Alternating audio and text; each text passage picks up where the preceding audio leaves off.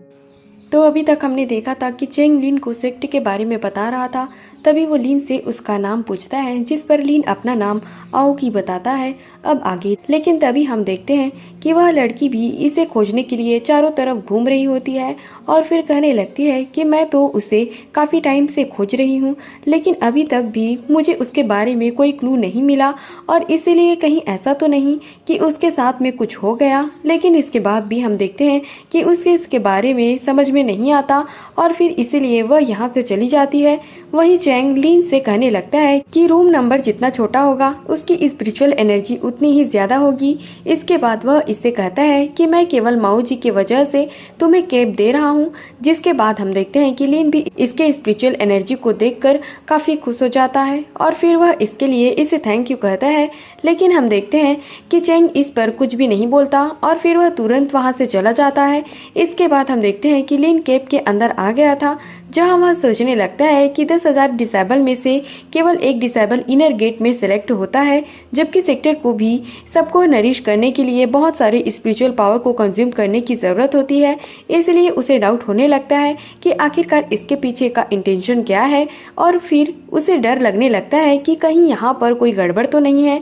लेकिन तभी इसी बीच हम देखते हैं कि यहाँ पर उसे स्पिरिचुअल आई नजर आती है, जिसे देखकर वो पूरी तरह से हैरान हो गया था। फिर वो कहने लगता है कि कुंजिंग रॉक का यूज करके स्पिरिचुअल एनर्जी को इकट्ठा किया जा रहा है और फिर स्पिरिट गैदरिंग अरे का यूज करके इसे बाहर जाने से रोका जा रहा है, जो कि स्पिरिचुअल आई को फेक करने का अच्छा तरीका है। लेकिन इसके बाद भी हम देखते हैं कि लिन इसे इतनी आसानी से नहीं छोड़ता और फिर कहने लगता है कि अगर मैंने इसके बैन को हटा लिया तो फिर मैं सीधे कुंजिंग रॉक से कांटेक्ट कर सकता हूँ, जो कि फाउंडेशन बिल्डिंग के लेटर स्टेज के लिए काफी होगा। फिर वह कहने लगता है कि अभी तो मेरे पास में उतनी कल्टीवेशन नहीं है, जिसकी वजह से इस बैन को ब्रेक कर पाना थोड़ा सा मुश्किल है, लेकिन फिर भी इसके लिए ट्राई करना तो बनता है। लेकिन तभी हम देखते हैं कि लिन सच में इसे ब्रेक करने में कामयाब हो गया था। इसलिए हम देखते हैं कि वह इसमें कोई देरी नहीं करता और वह तुरंत यहाँ की स्पिरिचुअल एनर्जी को एब्सॉर्ब करना शुरू कर देता है, जिसकी वजह से हम देखते हैं कि अब उसे इसमें ज्यादा टाइम नहीं लगता और वह इस तरह से ब्रेक थ्रू करने में कामयाब हो जाता है। जिसके बाद हम देखते हैं कि इसकी वजह से इस कैब की सारी एनर्जी खत्म हो जाती है। इसलिए लिन घूमने के लिए बाहर आ गया था, जहां हम देखते हैं कि उसके सामने बहुत ही शानदार नज़ारा होता है। अब इसी वजह से हम देखते हैं कि उसे मुआन के बारे में भी याद आने लगता है और फिर वह कहने लगता है कि मुझे नहीं पता कि वह इस समय कैसी होगी, जबकि अब तो मेरे पास में केवल 7 साल का टाइम बचा है। इसलिए मुझे अपने स्पीड को बढ़ाना होगा ताकि मैं इस जगह के स्पिरिचुअल आई को जल्दी से खोज सकूं, क्योंकि मैं केवल इसी तरह से बैन को पूरी तरह से हटा सकता हूं। अब इसीलिए हम देखते हैं कि लिन इसमें कोई ज्यादा देरी नहीं करता और वह फिर से अपने पावर का यूज करके खोजने लगता है कि कहां पर स्पिरिचुअल एनर्जी ज्यादा है। तभी इसी बीच हम देखते हैं कि यहाँ उसे केव दिखाई देती है, जिसके बाद वह कहने लगता है कि यह केव जरूर ही असली वाले ट्रू आई के सबसे नजदीक होगा। लेकिन फिर उसे पता चलता है कि इसके अंदर तो कोई है और अब इसीलिए हम देखते हैं कि वह यहाँ पर अपने पावर का यूज करने वाला होता है।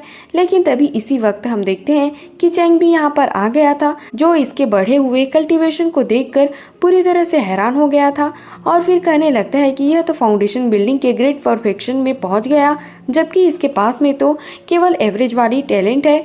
लेकिन इसके बाद भी यह तो केवल 3 महीनों में ही फाउंडेशन बिल्डिंग के अर्ली स्टेज में यहाँ तक आ गया। अब इसीलिए उसे डाउट होने लगता है कि जरूर ही इसके पास में कोई मैजिकल वेपन है, या फिर ऐसा भी हो सकता है कि वह प्रैक्टिस करने के लिए किसी मिस्टीरियस टेक्निक का यूज कर रहा हो। इसके बाद वह इसे कहने लगता है, मुझे तो डर है कि जब मैं अगली बार तुमसे मिलूंगा तब शायद मुझे तुम्हें अपना साथी कहकर बुलाना पड़े।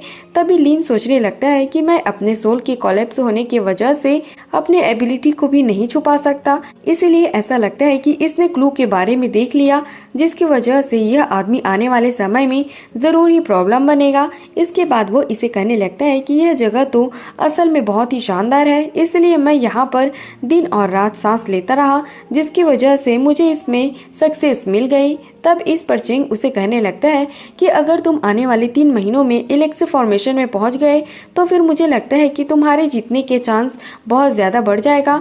और फिर वो इससे कहता है कि अगर तुम इनर गेट में चले गए तो फिर तुम मुझसे मिलने के लिए भी आते रहना।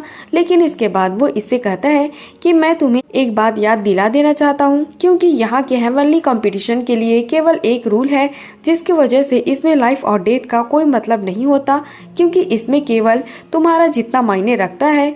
तब इस पर लीन उसे कहता है कि आपके गाइडेंस के लिए थैंक यू, और इसके बाद हम देखते हैं कि वह तुरंत यहाँ से चला जाता है।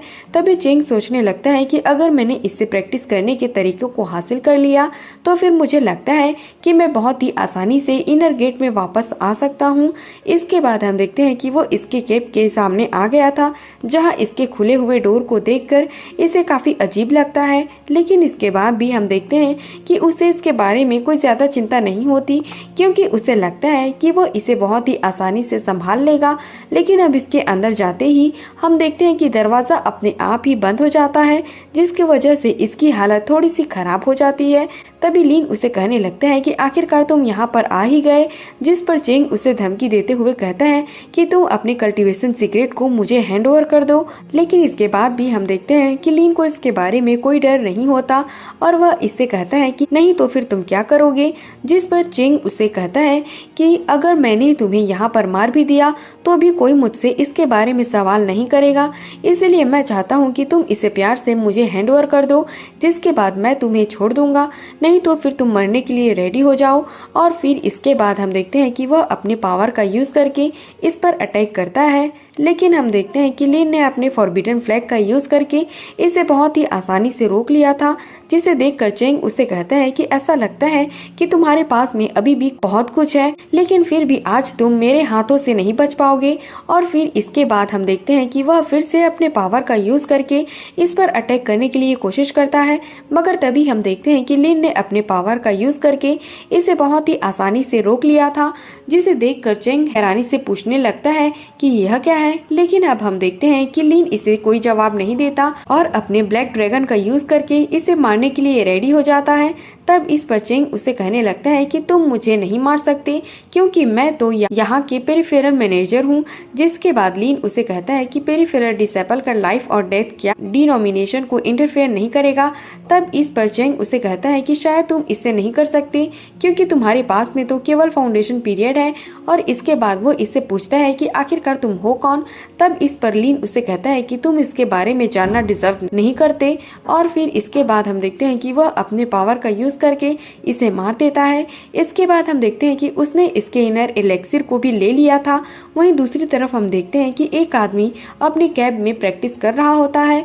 लेकिन तभी इसी वक्त हम देखते हैं कि लीन भी यहाँ पर आ गया था, जो कि अपने पावर का यूज करके इस पर अटैक करने के लिए कोशिश करता है। और फिर हम देखते हैं कि उसने अपने पावर का यूज करके इसे सील कर दिया था, जिसकी वजह से वह अब इसके सामने कुछ भी नहीं कर पाता। मगर वहीं हम देखते हैं कि लीन दीवार के दूसरी तरफ आ गया था, जहाँ के नज़ारे को देखकर वो पूरी तरह से हैरान हो जाता है और फिर कहता है कि यह तो असल में स्पिरिट मैन माइन है। फिर वो कहने लगता है कि इस जगह में तो स्ट्रॉन्ग स्पिरिचुअल एटमॉस्फेयर है, जिसकी वजह से यहाँ नेचुरल स्पिरिचुअल पावर बनी हुई है, इसलिए ऐसा लगता है कि सील को तोड़ने के लिए यह ज्यादा सही नहीं रहेगा। लेकिन इसके बाद भी हम देखते हैं कि लीन इतनी आसानी से हार मानने वाला नहीं होता और इसीलिए वो इसे ट्राई करने के लिए रेडी हो जाता है। जिसके बाद हम देखते हैं कि इसकी वजह से उसकी हालत काफ़ी ज़्यादा ख़राब होने लगती है। लेकिन इसके बाद भी हम देखते हैं कि वो इसमें नहीं रुकता और वह लगातार यहाँ के सारे स्पिरिचुअल एनर्जी को एब्जॉर्व करना शुरू कर देता है, जिसके वजह से हम देखते हैं कि वह फिर से ब्रेक थ्रू करने में कामयाब हो गया था। मगर वहीं हम देखते हैं कि बाकी सभी इस बात से पूरी तरह से हैरान हो गए होते हैं और कहने लगते हैं कि आखिरकार यहाँ पर हुआ क्या और यहाँ पर अचानक से इतनी ज़्यादा प्रेशर कैसे बन गई। लेकिन वहीं हम देखते हैं कि लीन को इसके बारे में कोई चिंता नहीं होती और वह एक एक करके लगातार बहुत सारे लेवल को ब्रेक थ्रू कर लेता है। जो सीन दिखाते हुए यह एपिसोड यहीं पर खत्म हो जाता है। Thanks for watching.